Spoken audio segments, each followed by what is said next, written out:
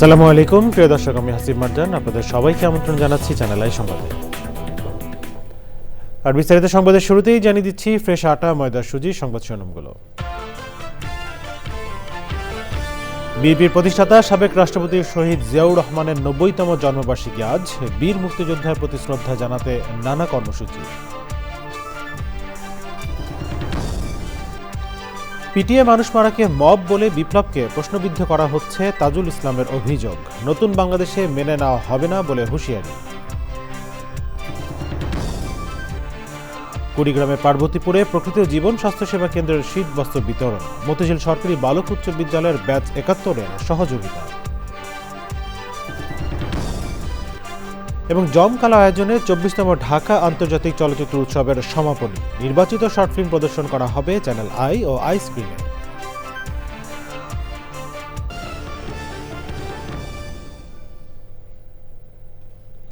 সংবাদ শুরু জানাচ্ছিলাম। এখনকার সংবাদের জন্য একই সঙ্গে চ্যানেলের ইউটিউব চ্যানেলে এবং চ্যানেলের ওটিটি প্ল্যাটফর্ম আই স্ক্রিনে লাইভ স্ট্রিম হচ্ছে। চলেছে বিস্তারিত সংবাদে। সাবেক রাষ্ট্রপতি ও বিএনপির প্রতিষ্ঠাতা শহীদ জিয়াউর রহমানের ৯০তম জন্মবার্ষিকী আজ। দেশের স্বাধীনতা ও রাষ্ট্র গঠনের ইতিহাসে এক অনন্য নাম জিয়াউর রহমান। জন্মদিনে নানা আয়োজনে এই বীর মুক্তিযোদ্ধার প্রতি শ্রদ্ধা জানাচ্ছেন বিএনপির নেতা কর্মী সহ সব স্তরের মানুষ। রাহুল রায়ের রিপোর্ট। সমস্ত রাস্তার দুই ধারে ফলের গাছ লাগাতে হবে। ১৯৩৬ সালের ১৯ জানুয়ারি বগুড়ার গাবতলী উপজেলার এক সম্ভ্রান্ত পরিবারে জন্ম নেন জিয়াউর রহমান। শৈশব থেকেই শৃঙ্খলা, সাহস ও নেতৃত্ব গুণে সবার থেকে আলাদা ছিলেন তিনি।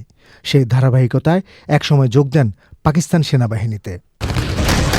১৯৭১ সালে মহান মুক্তিযুদ্ধে দেশমাতৃকার টানে ঝাঁপিয়ে পড়েন মুক্তিযুদ্ধে। রণাঙ্গনে সৃষ্টি করেন ইতিহাসের এক সাহসী অধ্যায়। একজন দক্ষ সেক্টর কমান্ডার হিসেবে মুক্তিযুদ্ধে নেতৃত্ব দেন জিয়াউর রহমান। স্বাধীনতার পর সামরিক ও প্রশাসনিক ভূমিকা তাকে নিয়ে আসে জাতীয় রাজনীতির কেন্দ্রে। রাষ্ট্রনায়ক হয়ে জিয়াউর রহমান প্রবর্তন করেন বহুদলীয় গণতন্ত্রের ধারা। রাষ্ট্র গঠনে তার ১৯ দফা, দেশের উন্নয়নে এক অনন্য দলিল, খাল খনন সহ নানা কর্মসূচি রাষ্ট্রের কল্যাণে রাষ্ট্রনায়কের সামনে থেকে নেতৃত্ব দেওয়ার উজ্জ্বল দৃষ্টান্ত। ১৯৭৮ সালের ১ সেপ্টেম্বর বাংলাদেশি জাতীয়তাবাদের দর্শনে গড়ে তোলেন বাংলাদেশ জাতীয়তাবাদী দল বিএনপি। দলের নীতি নির্ধারকরা বললেন, বিএনপির জন্য এখনো বড় অনুপ্রেরণা জিয়াউর রহমান।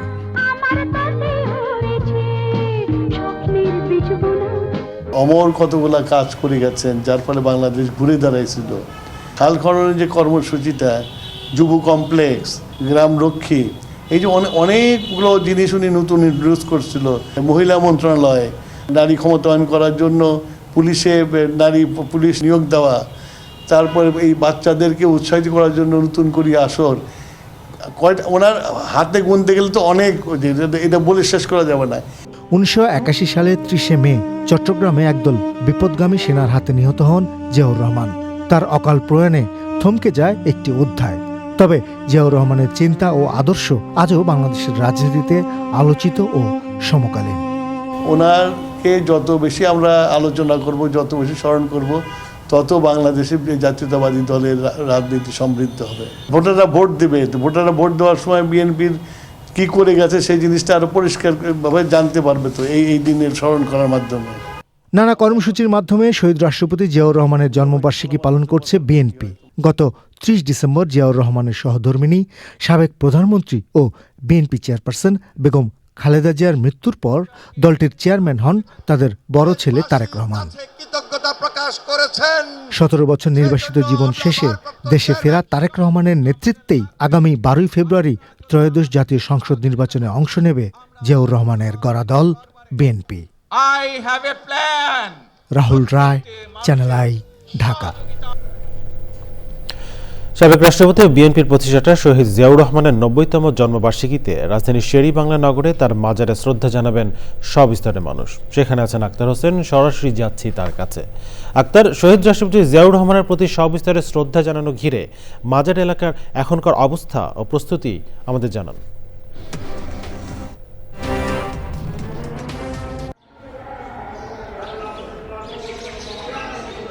হাসিব, শহীদ রাষ্ট্রপতি জিয়াউর রহমান বীর উত্তমের আজ 90তম জন্মদিন। এই জন্মদিনকে ঘিরে নানা কর্মসূচি পালন করছে তার গড়া দল জাতীয়তাবাদী দল বিএনপি।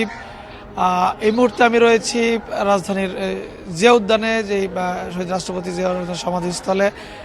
এখানে সকাল থেকেই আমরা দেখতে পাচ্ছি নানা শ্রেণী পেশার মানুষ, তারা একে একে এসে শ্রদ্ধা জানাচ্ছেন, দোয়া করছেন, অনেকে ফুল দিচ্ছেন।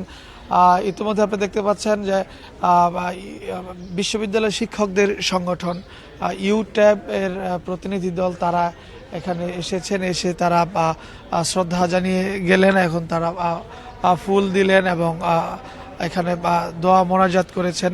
এছাড়াও কিন্তু সকাল থেকেই আমরা দেখছি যে সারাদিনে 24 ঘন্টায় এখানে বিশেষ করে 1 জানুয়ারি থেকে এখানে কোরআন খানির আয়োজন করা হয়েছে।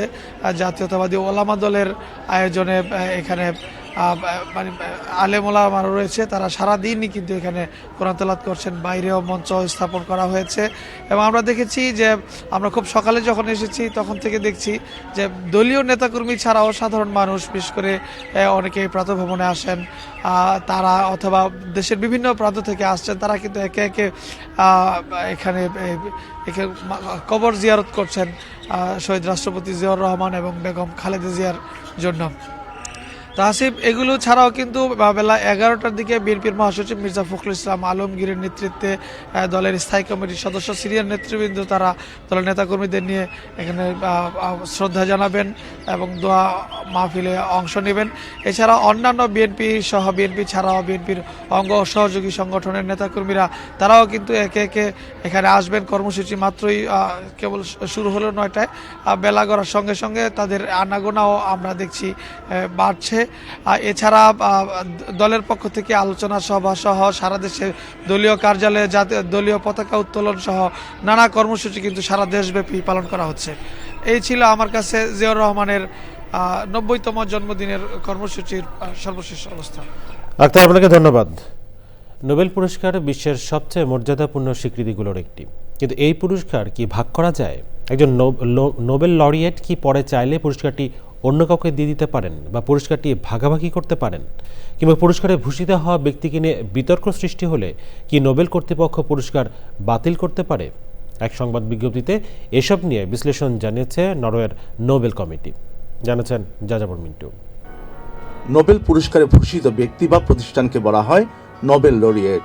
শান্তিসহ সব ক্যাটাগরির নোবেল পুরস্কারই নির্দিষ্ট সিদ্ধান্তের মাধ্যমে প্রদান করা হয়, যা নোবেল কমিটির ঘোষণার পর আর পরিবর্তনযোগ্য নয়। সংবাদ বিজ্ঞপ্তিতে বলা হয়েছে, নোবেল পুরস্কার একাধিক ব্যক্তি বা প্রতিষ্ঠানকে যৌথভাবে দেওয়া যেতে পারে, তবে এই ভাগাভাগি সম্পূর্ণভাবে নির্ধারণ করে সংশ্লিষ্ট নোবেল কমিটি। ঘোষণার পর কোনো লরিয়েট নিজের ইচ্ছায় পুরস্কার ভাগ করতে পারেন না। নোবেল শান্তি পুরস্কার পাওয়ার পর একজন লরিয়েট একটি স্বর্ণপদক, একটি ডিপ্লোমা এবং পুরস্কারের অর্থমূল্য পান। তবে পদক বা অর্থ লরিয়েট চাইলে দান করতে পারেন, বিক্রি করতে পারেন বা সংরক্ষণাগারে দিতে পারেন, কিন্তু এতে নোবেল পুরস্কারের মালিকানা বা স্বীকৃতির পরিবর্তন হয় না। এছাড়া নোবেল পুরস্কার নিয়ে বিতর্ক উঠলেও কখনোই তা বাতিল করা যায় না। নরওয়ে নোবেল কমিটির সিদ্ধান্তই চূড়ান্ত। পুরস্কার ঘোষণার পর তা প্রত্যাহার, হস্তান্তর বা পুনর্বন্টনের কোনো সুযোগ নেই। নোবেল কমিটি বলেছে, পুরস্কার দেওয়া হয় একজন ব্যক্তির একটি নির্দিষ্ট সময়ের অবদানের ভিত্তিতে। লরিয়েটের ভবিষ্যৎ বক্তব্য বা কর্মকাণ্ড সেই সিদ্ধান্তকে প্রভাবিত করে না। যাযাবর মিন্টু, চ্যানেল আই। মব বলার বিষয়ে নাগরিকদের সতর্ক করলেন আন্তর্জাতিক অপরাধ ট্রাইব্যুনালের প্রধান কৌঁসুলি মোহাম্মদ তাজুল ইসলাম। তার মতে, পিটিএ মানুষ মারাকে মব বলে সূক্ষ্মভাবে বিপ্লবকে প্রশ্নবিদ্ধ করার চেষ্টা চলছে। নতুন বাংলাদেশে এটা বরদাস্ত করা যাবে না বলেও হুঁশিয়ার করেন তিনি। তবে মবকে উস্কানি দেওয়া তার বক্তব্যের বিরোধিতা করেছেন রাজনীতিকরা। আরও জানাচ্ছেন রিজভী নওয়াজ।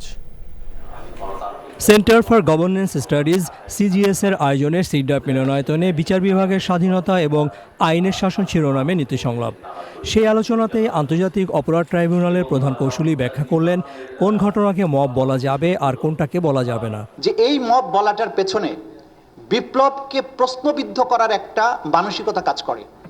গণভবনের পতনের যে আন্দোলন, তার সাথে রাস্তায় ছিনতাইকারী অথবা কোনো ধর্মীয় সংখ্যালঘুকে পিটিয়ে বিশেষ কোনো গোষ্ঠীর মানুষ যদি হত্যা করে, দুটোকে একসাথে বিচার করা যাবে না।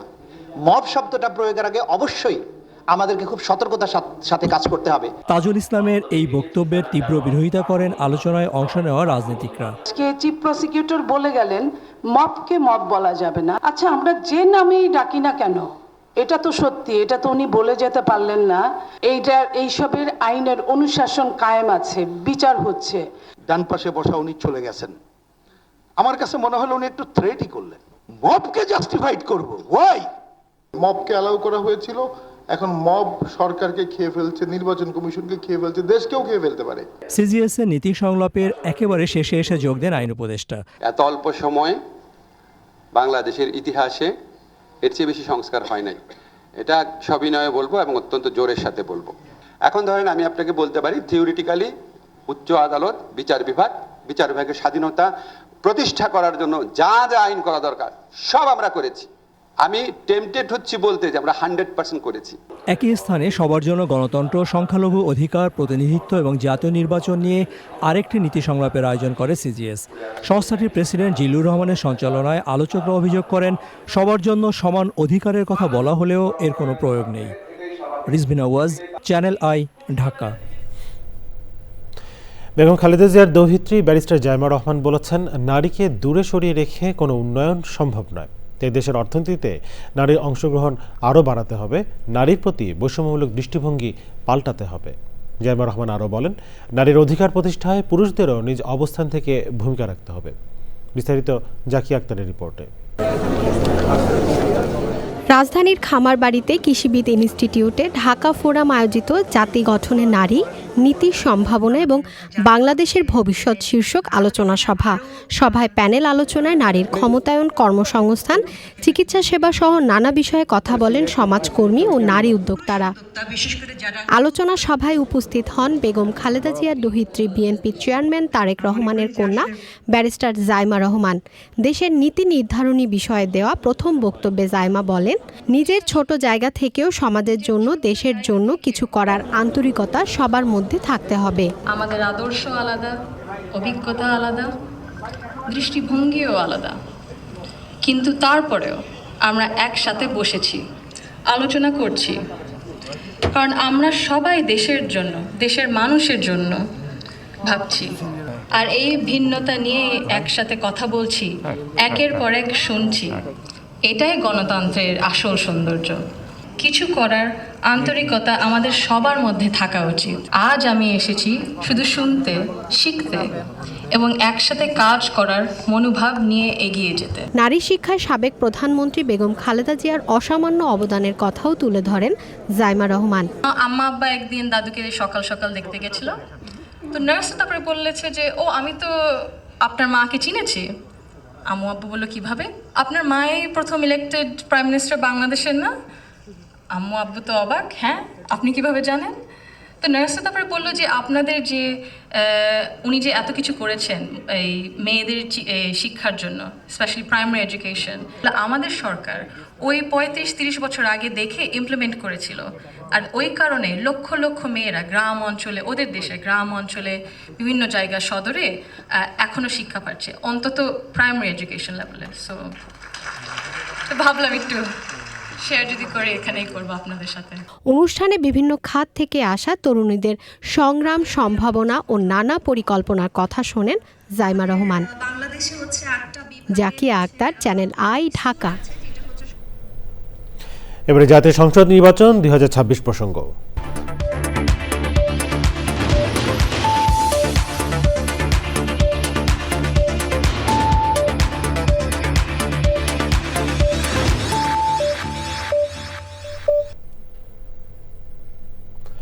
পোস্টাল ব্যালট নিয়ে জটিলতা নিরসন সহ 3 দফা দাবি আদায় না হওয়া পর্যন্ত আজ বেলা 11টা থেকে আবারও নির্বাচন কমিশন ঘেরাওয়ের ঘোষণা দিয়েছে ছাত্রদল। রোববার দিনভর ঘেরাও কর্মসূচি করে বিক্ষোভ করেছে তারা। এদিন বিকেলে ইসিতে গিয়ে বিএনপি মহাসচিব মির্জা ফখরুল ইসলাম আলমগীর পোস্টাল ব্যালট বিতর্ক ও একটি বিশেষ রাজনৈতিক গোষ্ঠীর প্রতি পক্ষপাতিত্ব সহ বিভিন্ন বিষয়ে আনুষ্ঠানিক অভিযোগ জানান। নিরাপত্তা জোরদারে ইসিতে সেনাবাহিনী ও বিজিবি সহ বিভিন্ন আইনশৃঙ্খলা রক্ষাকারী বাহিনী মোতায়েন করা হয়েছে। এবার অন্যান্য সংবাদ। অকাল নদী ভাঙন, মৌসুম ভিত্তিক তীব্র শীত আর অতিরিক্ত তাপমাত্রার বিরূপ ভাবাপন্ন জনপদ কুড়িগ্রামের চর পার্বতীপুর। জেকে বসা শীত ও রোগ শোকে বিপর্যস্ত জনপদে স্বস্তি ফেরাতে মতিঝিল সরকারি বালক উচ্চ বিদ্যালয়ের ব্যাচ ৭১-এর সহযোগিতায় বিনামূল্যে স্বাস্থ্যসেবা ও শীতবস্ত্র প্রদান করেছে প্রকৃতি ও জীবন স্বাস্থ্যসেবা কেন্দ্র। এমন উদ্যোগে কৃতজ্ঞতা জ্ঞাপনের পাশাপাশি চরাঞ্চলের টেকসই উন্নয়নে দায়িত্বশীল ভূমিকার আহ্বান সুধীজনদের। আব্দুল করিমের ভিডিওচিত্রে রিপোর্ট করছেন মোশাহিদ রানী।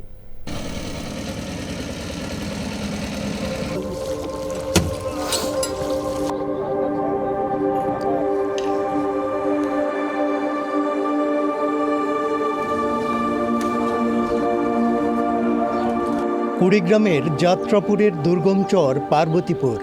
শীতের এই শান্ত স্থবির লোকালয়ে কুয়াশার চাদরে মিশে রয়েছে চরাঞ্চলের মানুষের দীর্ঘদিনের কান্না ও অধিকারের গল্প।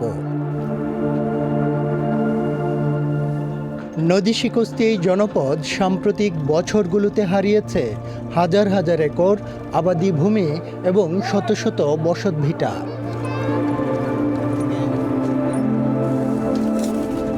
জলবায়ু পরিবর্তনের অভিঘাতে ব্রহ্মপুত্র অধ্যুষিত চরাঞ্চলে মানুষের জীবন জীবিকা চলে অনিশ্চয়তার দোলাচলে।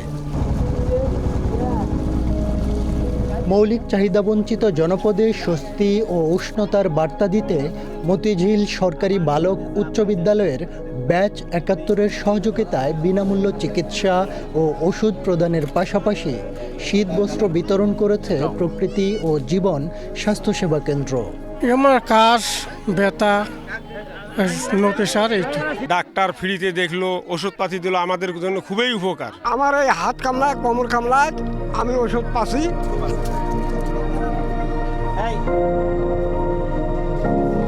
ঠান্ডার মতো কম্বল পাচ্ছি, ওষুধ পাচ্ছি, একটু খুশি হয়েছি। বা শীতের জন্য একটা কম্বল পাইলাম।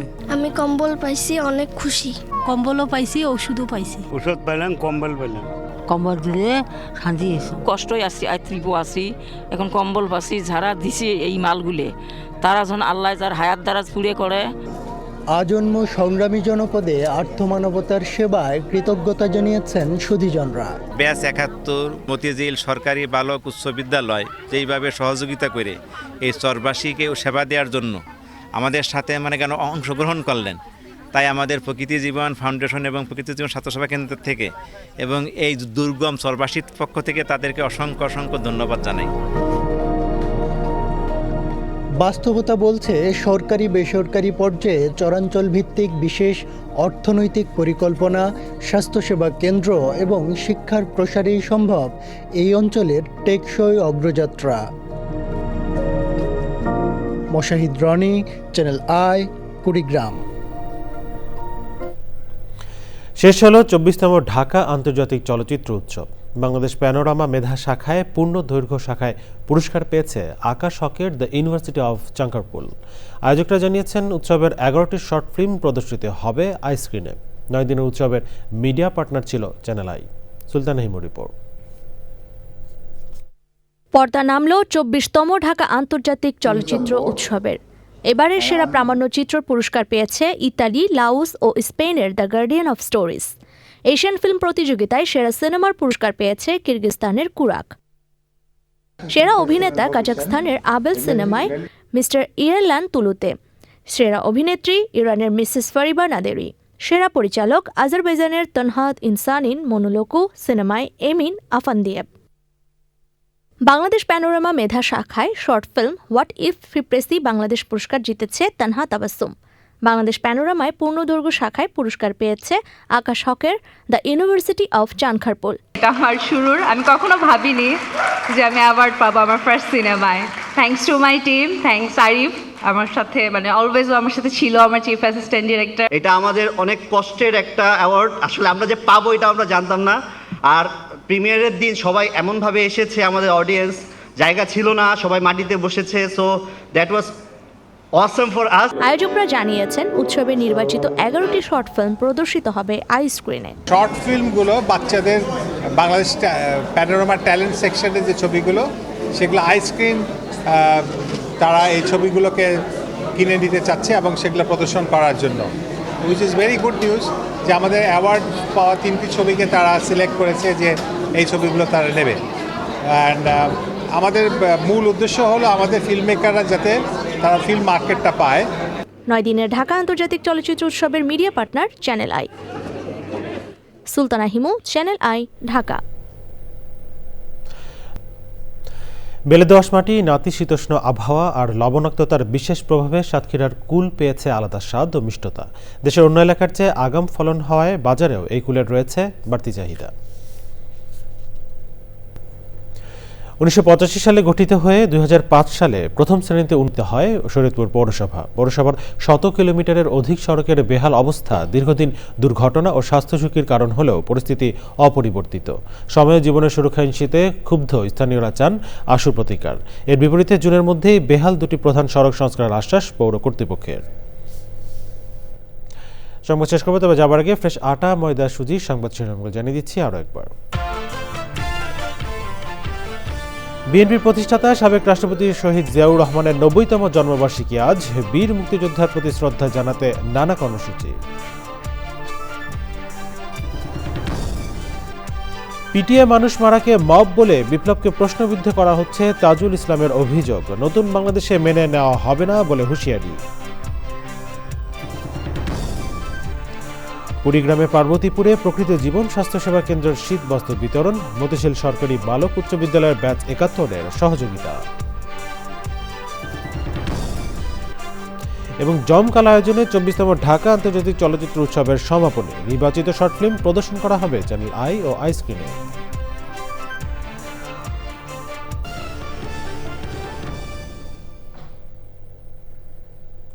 দর্শক, এ ছিল চ্যানেলের সম্প্রদায় এখনকার আয়োজন। এতক্ষণ সাথে থাকার জন্য ধন্যবাদ সবাইকে।